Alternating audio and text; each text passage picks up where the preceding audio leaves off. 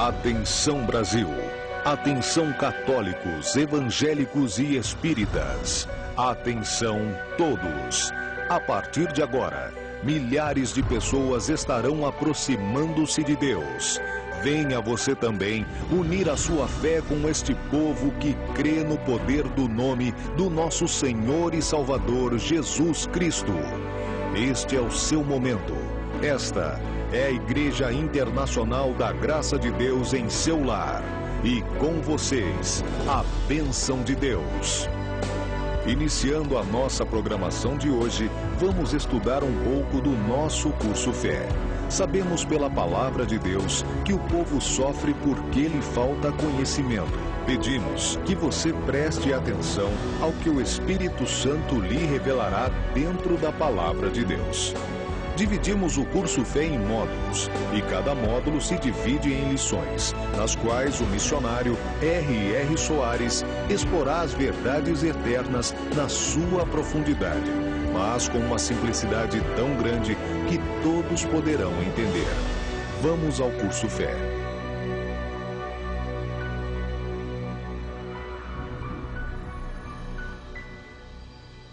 Muito bem, amigos, estamos de volta ao curso Fé, módulo 1, Determinação. Nós estamos na 34ª lição, cujo título é a Libertação dos Espíritos Maus. E hoje vamos ver a parte número 22. A cada dia, Deus está nos dando mais assim, um conhecimento do império das trevas. Alguém diz, mas missionário, eu tenho que conhecer muito mais de Jesus. Eu não quero conhecer nada do império das trevas. Então é bom que você diga a Deus que Ele errou quando Ele colocou tudo isso na Bíblia Sagrada. Porque se o Senhor Deus falou do império das trevas, das artimanhas do inimigo, da estratégia que ele usa, da maneira dele agir, foi para que nós aprendêssemos. E quanto mais nós aprendemos, nós verificamos que é o que estava faltando para nós. Porque alguma coisa tem que estar errada. O cristão não é para sofrer, o cristão não é para ficar doente, o cristão não é para passar privações financeiras. Porque antes do pecado, Adão não tinha problema algum. Os problemas surgiram após o pecado. Então entende-se que o pecado trouxe esses problemas para o mundo. Ora, nosso Senhor e Salvador Jesus Cristo veio ao mundo fazer o quê? Ele veio tomar o nosso lugar. Ele veio pagar o preço da queda do homem. Ele veio sofrer nele aquilo que nós teríamos que sofrer. E Jesus sofreu. Jesus carregou, Jesus suportou as nossas doenças, Jesus levou as nossas enfermidades, e diz a Bíblia Sagrada que pelas feridas de Jesus nós fomos sarados. Como é que nós fomos sarados se hoje temos que ficar doentes? Como é que para ficarmos curados temos que recorrer ao braço da carne? Então a Bíblia não é completamente um livro de verdade. Ela não, o que ela diz não merece crédito total. Não, isso é completamente errado. O que a Bíblia diz merece total crédito, e a Bíblia é um livro completamente da verdade. O problema é que nós não adentramos na palavra, nós não extraímos da palavra o que nós precisamos, nós vivemos uma vida negativa, uma vida fracassada, uma vida fora do padrão de vida que Deus tem para nós. E aí a gente perde as batalhas. Quando o Senhor Jesus de Nazaré nos ensina aqui na palavra dele sobre o império das trevas, quando Deus fala, é para que nós abramos os nossos olhos. Então a gente vê o que o demônio está tentando fazer, o plano que ele está utilizando, e nós simplesmente saímos fora e nós nos declaramos libertos. E é o que eu quero que aconteça com você. Por isso eu estou aqui falando da palavra de Deus e de vez em quando colocando também algo da minha experiência desses anos todos pregando o Evangelho, o Senhor Deus nos esclarecendo muitas coisas, e isso vai fazer uma mudança total e completa. Bem, o título dessa parte 22 é o seguinte: muda as Escrituras para o mal. Nós estamos vendo sobre o diabo, então o diabo muda as Escrituras para o mal. Vamos ver, o relato é quase igual. Mateus capítulo 4, versículo 6, é a tentação do Senhor Jesus lá no deserto. Mateus 4, 6. Nós vamos ver aqui que o próprio diabo tentou mudar a palavra de Deus. E disse-lhe: se tu és o Filho de Deus, lança-te aqui abaixo, porque está escrito que aos seus anjos dará ordens a teu respeito e tomar-te-ão nas tuas mãos, para que não tropeces em alguma pedra. Ele estava citando o Salmo 91 para Jesus. Agora você entenda bem, por favor, a capacidade que o diabo tem de mexer até com a própria Escritura. Ele levou o Senhor Jesus à cidade santa, Jerusalém, e colocou Jesus no pináculo do templo. E aí ele deu ao Senhor Jesus uma grande tentação. Ele disse o seguinte: se tu és o Filho de Deus, colocando em dúvida o que Jesus Cristo era, lança-te daqui abaixo, porque está escrito. Aí cita a palavra de Deus, que aos seus anjos dará ordens a teu respeito e tomar-te-ão nas mãos, para que não tropece em pedra alguma. E em Lucas capítulo 4, versículo 10 e 11, mesma tentação, o apóstolo Lucas escrevendo sobre o mesmo relato, Lucas 4, versículo 10 e 11, ele nos adverte o seguinte: porque está escrito, mandará os seus anjos acerca de ti, que te guardem, que te sustentem nas mãos, para que nunca tropece com teu pé em pedra alguma. Mesmo relato, o diabo leva Jesus ao pináculo do templo, e ali ele vem tentar Jesus. Eu não sei se essa tentação aconteceu no físico, se o diabo pegou Jesus lá no deserto e transportou Jesus, aqui fala que ele transportou, né? E o colocou no pináculo do templo, ou se foi no espírito, que ali Jesus se viu no pináculo, se ele se atirasse, os anjos então o guardariam. Quer dizer, se aquela palavra não foi feita no ouvido e foi só aquela tentação que vem assim no espírito da pessoa. Aqui diz que o diabo transportou.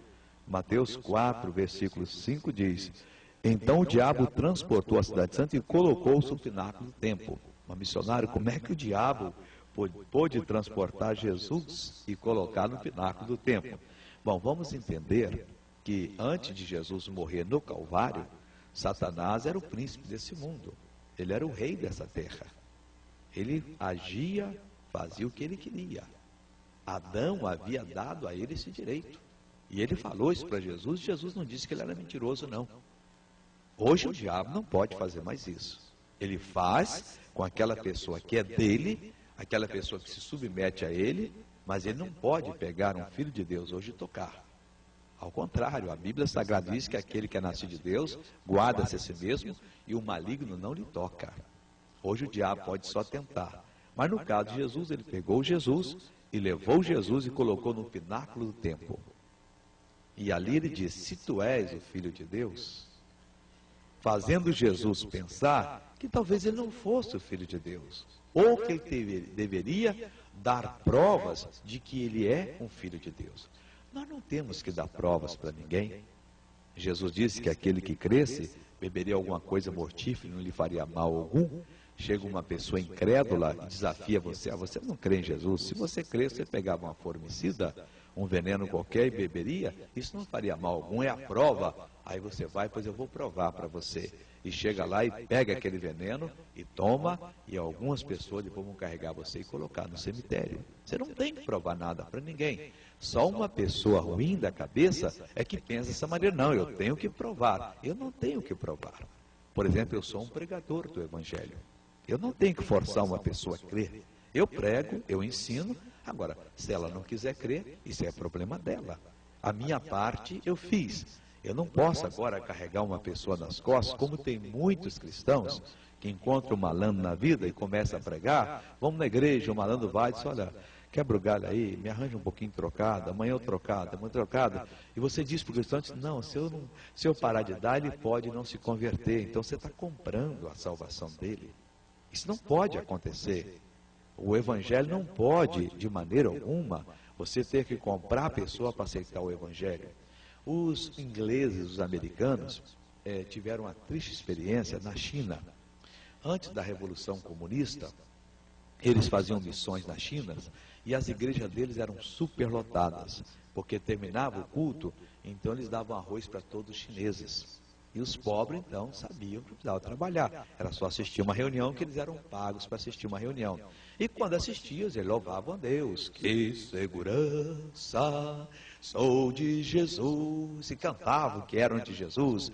Cantavam que nada os separaria do amor de Cristo. Davam aleluias. Bom testemunho. Não, Deus é bom. Todo mundo ali era cristão. Então as igrejas superlotadas. Ganhamos a China para Jesus. Estamos ganhando, fazendo um trabalho bonito. Acabava o culto, arroz para os chineses. Culto seguinte, mais chinês na igreja, mais chinês louvando a Deus, mais chinês cantando.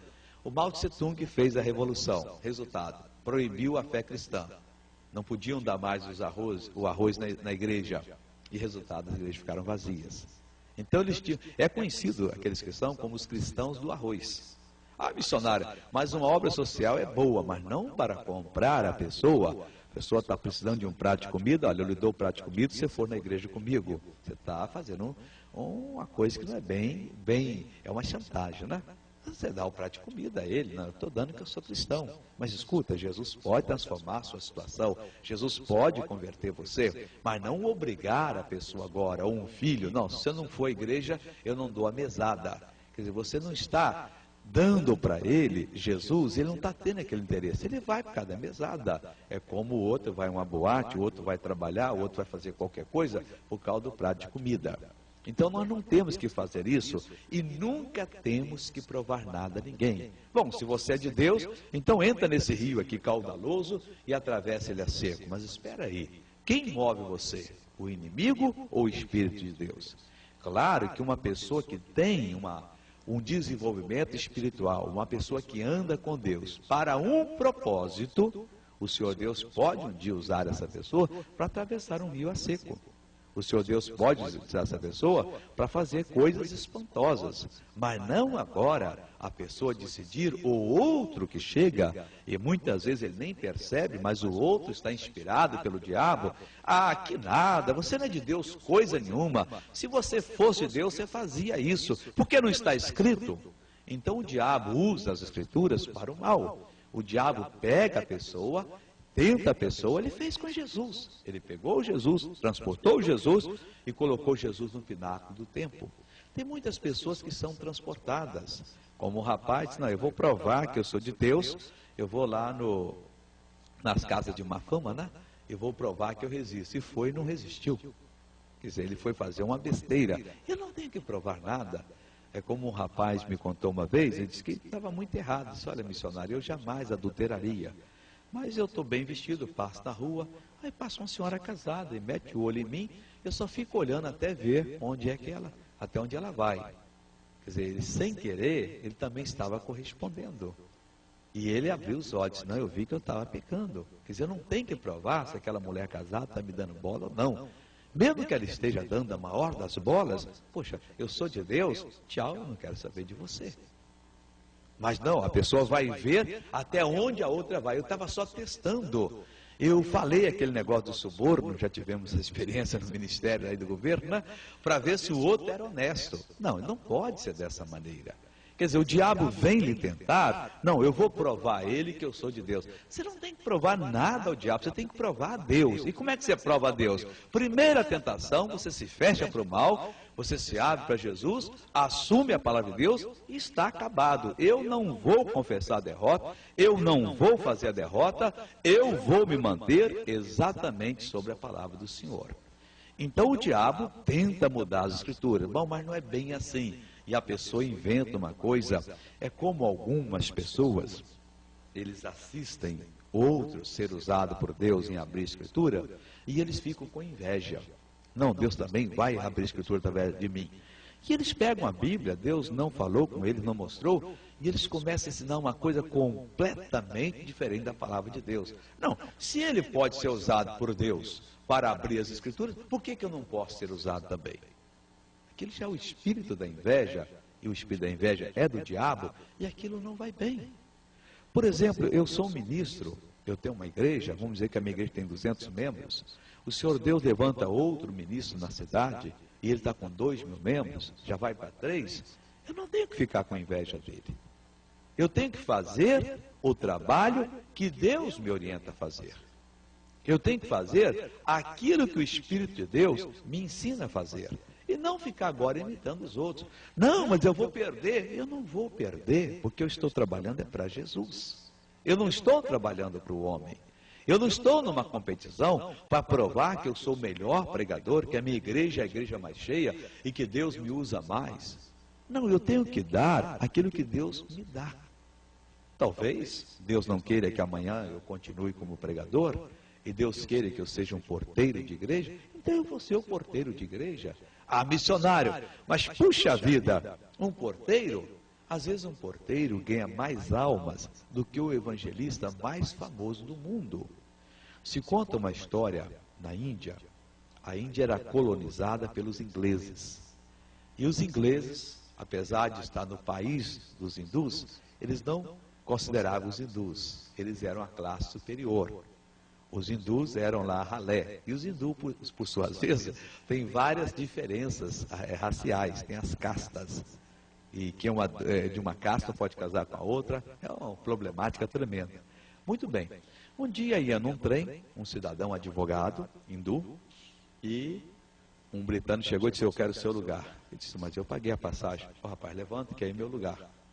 E fizeram o homem levantar, ele saiu do trem e disse, eu nunca mais vou andar de trem.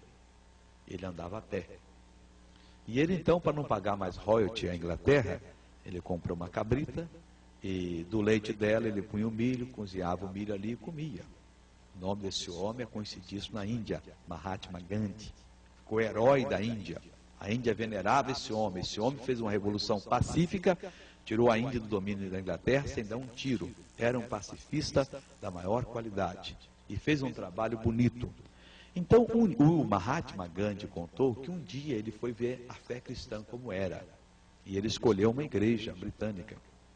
E quando ele foi entrar, o porteiro da igreja disse, olha, você não pode entrar aqui. Ele disse, mas não posso entrar por quê? Porque você é hindu. Mas essa aqui não é uma igreja de Deus, é de Deus. Mas ela é só para nós da pele branca, não é para você. E ele disse, eu nunca mais voltei a uma igreja cristã. Se esse porteiro fosse de Deus, e se aqueles santos ali fossem de Deus, eles não teriam barreiras. O Mahatma chegaria, ele diria, por favor, senhor, sente-se no melhor lugar, era um visitante, ele poderia ter aceitado Jesus e toda a Índia hoje ter sido salva. Milhões de pessoas salvas, talvez mais pessoas salvas na Índia poderia ter acontecido do que existe no mundo todo hoje. Então, às vezes, um porteiro, ele é mais importante do que o mais... A gente vê uma pessoa que chega na igreja, é um garoto descalço, cabelo arrepiado, meio dentinho e tal, e a gente olha assim, isso não vale nada. Que isso? Ali pode estar o líder do futuro, o homem que vai levar multidões para Deus ou consertar uma nação. Então, nós não podemos tratar as pessoas por causa da cor da pele e tal. Então, nós não podemos fazer a discriminação. Nós temos que agir segundo a palavra de Deus. Agora, o que o diabo quer é fazer essas coisas, é separar, é jogar daqui, é jogar para lá. Resumindo o ensinamento de hoje, o diabo muda as escrituras para o mal. Não se deixe que alguém mova você. Não permita, melhor dizendo, que alguém influencie a sua vida. Você não tem a palavra de Deus? Obedeça a palavra.